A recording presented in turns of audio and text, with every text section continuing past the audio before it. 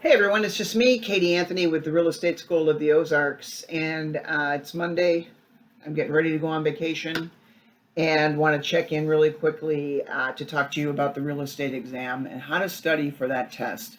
Our school is, and every school in Missouri is graded on first time pass rate.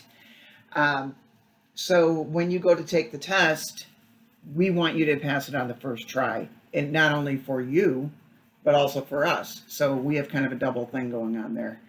Um, I think the first thing that we need to stress is that that real estate exam is difficult. It is not a piece of cake. It is not something you just want to go in, take it, see if you pass it. If you don't pass it, you'll go take it again. It's expensive. It costs $62 to take the test.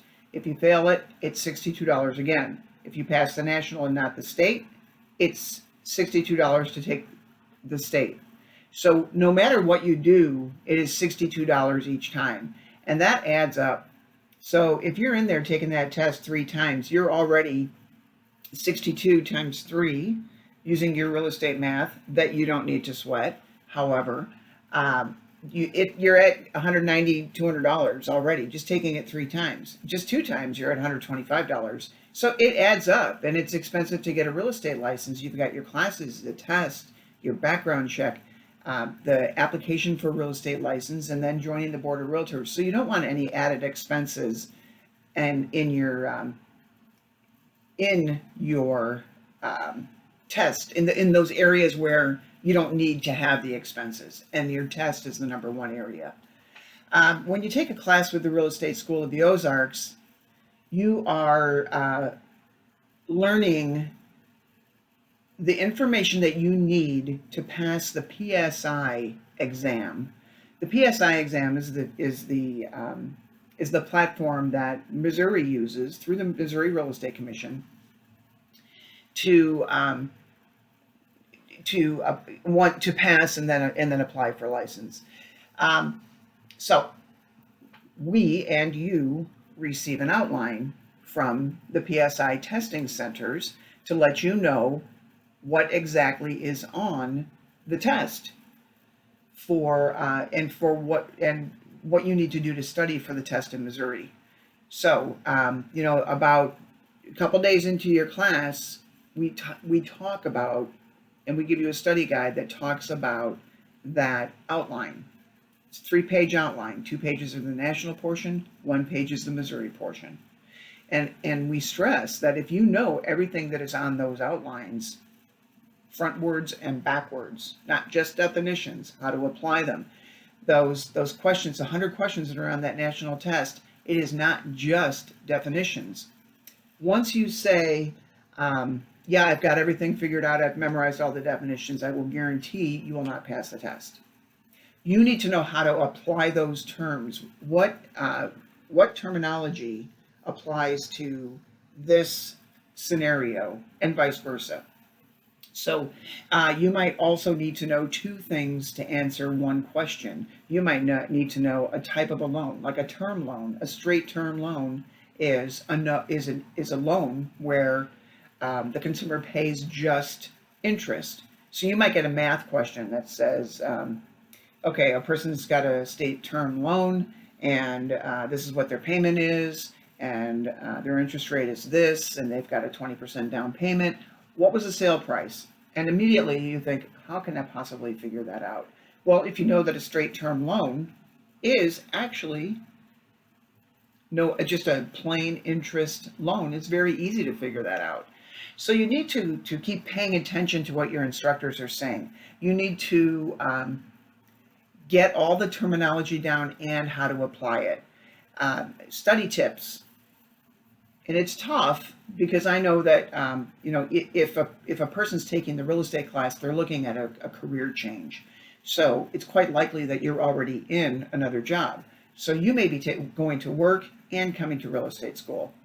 And you may be coming to real estate school, you're on vacation, and going home and feeding a family. There is life outside of the class, and you need to realize that the life outside the class, once you get your license, is going to be so much better than it is right now, because you're getting a real estate license because you want something different, you want to improve, you want to go places that you haven't been before, you want to help the consumer, you want to make money.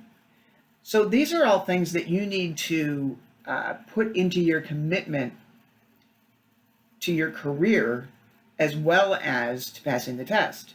So by you paying attention in class, taking good notes, that class is over, it's time for you to study.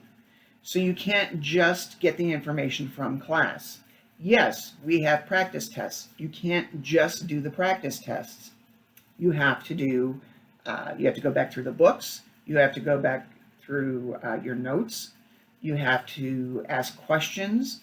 You have to do the practice tests. You can't just do one thing and expect to pass the test. So I really want to stress, while you're sitting in class, get a notebook, write down any terms that you're not sure about, write down those terms that we say are important, get a highlighter, highlight those items that we say are important, highlight those in your book, and most important, keep studying, keep that information fresh in your head. Every night, if you're taking a day class, go at night, study a couple of hours. If you're taking a night class, study before the class. Even if you study an hour before the class starts at 6 p.m., you come to school early, you sit in that classroom and you study for a half an hour, 45 minutes, whatever. Review everything that we talked about yesterday so that you can go on and learn about today, and just keep that information fresh in your head. You're going to pass the first try. And also pay attention to what the instructor tells you as far as you need to know this for the test.